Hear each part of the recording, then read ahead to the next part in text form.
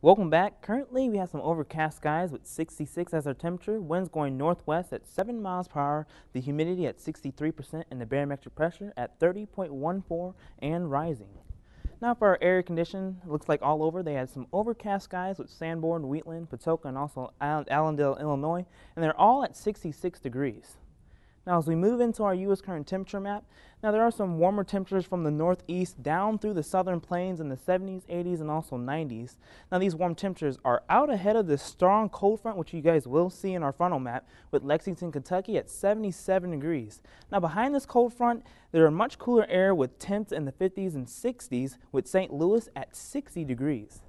Now for the west is like 50, 60, and also 70 degrees with San Francisco, California at 58 degrees, and Portland, Oregon at 67. Now as we move into our frontal map, it looks like we do have a couple of high pressure systems in the central and also southern plain. Now this is causing some clear and dry conditions. But as we take a look into the southeast, there are some scattered showers. This is being caused by this cold front right here pushing out into the southeast. Now, as we go back home, we are expected some showers later on tonight because of the shower system that's in Illinois right now, and we'll move in. Let's move into our forecast. Now for tonight, cloudy skies, showers are likely, light northwest winds going low at 49 degrees. Now for tomorrow, partly sunny skies, slight chance of rain, northwest winds 5 to 10 miles per hour with a high of 68. Then tomorrow night, mostly cloudy, slight chance of rain, light west wind, low of 47. Now as we take a look at our weekend, it looks like a pretty cool weekend. 30% chance of showers for Saturday, mostly cloudy at a high of 67 and a low of 51. Then there's a 20% chance of showers on Sunday, mostly cloudy skies with a high of 69 and a low of 51. Then there's a 30% chance on Monday, partly sunny with a high of 71 and a low of 51. So definitely keep your umbrella handy over the next few days, Mitch. All right, I certainly will. Thanks, Danny.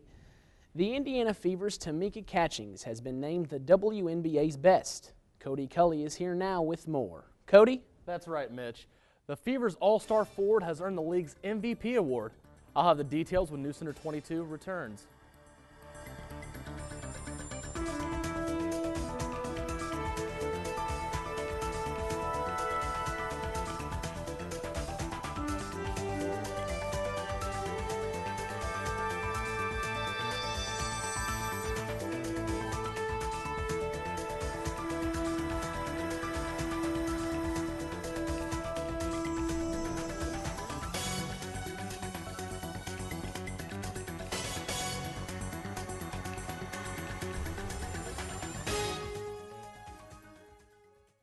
What happens when you expect more?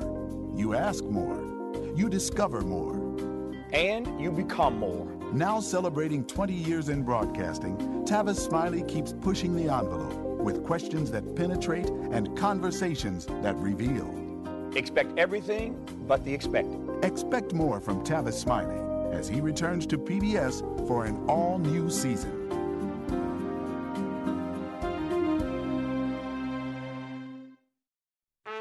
In 1920, Americans thought the party was over, but it was just getting started. There's a real liberation. Everyone is breaking the law. Ken Burns reveals how lofty goals trumped common sense. To pass a law means nothing. To enforce the law means everything. And good intentions led to disaster. Prohibition, coming in October, only on PBS. Catchings named league MVP. Good evening, everyone. For WVUT Sports, I'm Cody Cully. Indiana Fever forward Tamika Catchings has been named the 2011 WNBA Most Valuable Player. She received 292 points from a national panel of 40 sports writers and broadcasters. Connecticut Sun center Tina Charles finished second with 209 points. It's her 10th season, all with the Fever. Catchings led the Fever to the top seed in the Eastern Conference, averaging 15 points, 7 rebounds, 3.5 assists, and 2 steals. Indiana opens the playoffs tonight at home against the Atlanta Dream. Peyton Manning is feeling better, according to his dad.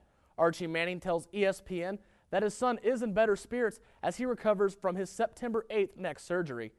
Archie Manning was asked about the Fox Sports report that Peyton had traveled to Europe for stem cell treatment before his latest surgery and said that he knew nothing about it. Peyton Manning is expected to miss at least 3 months.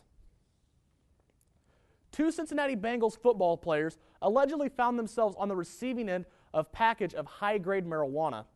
Police say 2.5 pounds of marijuana was mailed from California all the way to the wide receiver Jerome Simpson's Northern Kentucky home. Officials were outside when the package arrived. They say Simpson and his teammate Anthony Collins were in the house all the time. Officials say they found more marijuana inside. Both players were questioned. So far, no one's been arrested. Jorge Posada came off the bench and helped the New York Yankees to yet another first-place finish, hitting a tie-breaking 2-run single in the 8th inning Wednesday night. The big hit propelled New York to a sweep of the Tampa Bay Rays' identical 4-2 score in a day-night doubleheader, clinching the AL East title. Accomplishing most of their regular season goals with a week to spare, the Yankees earned their 16th playoff berth in 17 seasons by winning the day game behind Robinson Cano's tie-breaking 2-run double in the 8th.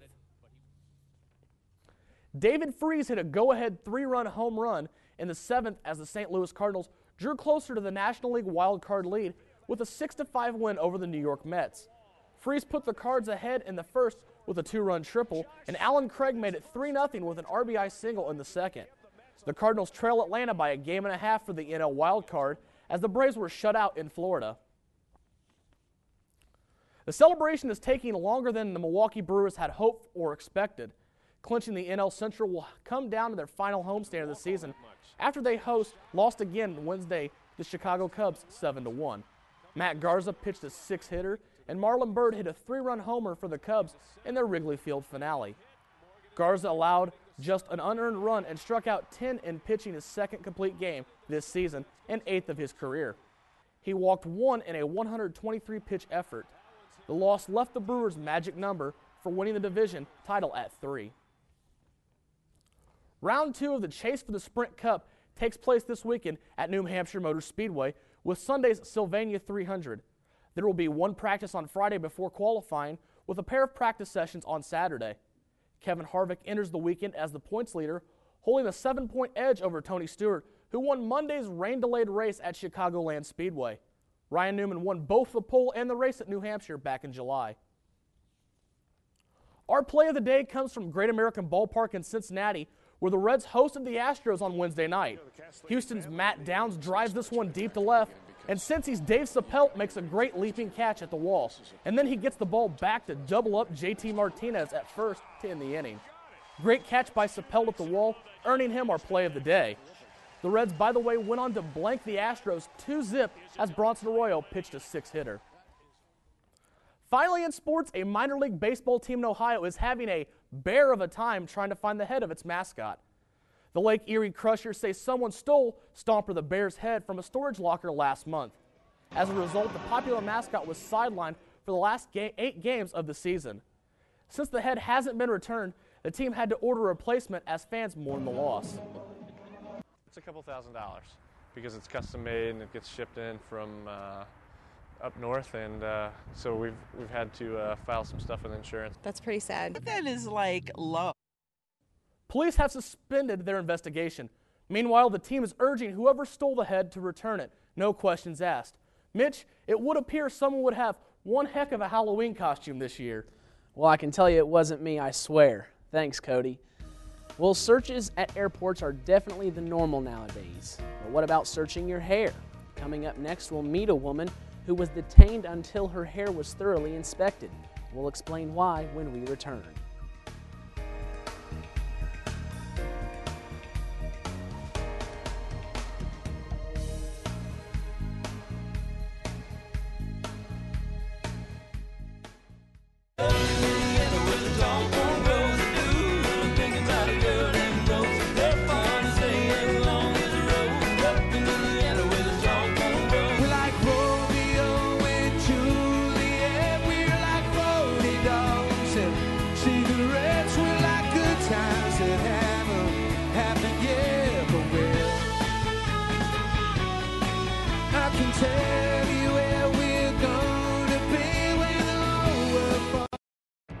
Vincennes University is unbelievable because we are about making sure our students succeed academically, socially, personally, and I think that we go above and beyond. to make sure that happens. BU is unbelievable because of the people, and that's staff, students, faculty, and all of us in it together. It's a very encouraging place, a place of possibilities, and that's unbelievable. And now for a hair-raising story on airport security. It seems a Texas woman's hair was a little too big for passenger screeners, so her flamboyant fro was checked for explosives. As Jeannie Most reports, the traveler's hair didn't blow up, but her temper did. This is the story of a woman trying to fly out of Atlanta with her hair in the upright position. Prepare for turbulence. I saw these people running, talking about, hey lady, stop, you with the big hair. Isis Brantley is a Dallas hairdresser who counts singer Erykah Badu among her clients and specializes in natural hair. So naturally, she's been growing hers for 20 years. I said, what's the problem? And he said, we have to check your hair for explosives. I said, you're kidding me. She had already been through security, but when TSA agents said submit to a hair search or miss your flight, Isis submitted. She started digging around in my hair several times, just touching it and digging, and I said, find the explosives. Do you see any? Now, most folks don't like their hair being touched by strangers. Take the undercover brother. You mess with the fro, you got to go. Isis got so upset she cried. This is humiliating and embarrassing. Will you grant, though, that because there's so much of your hair, you actually could be hiding something in it? Was Dolly Parton hiding something in her hair? Was Cher hiding something in her hair? Do they search Howard Stern or Snooki? Something could definitely fit in Snooki's bun. Weapons? Explosives? I can't even hide my ears under my hair. But at least I fit through the door. Unlike OJ and his oversized afro and Naked Gun 33 1/3. So what does ISIS want from the TSA?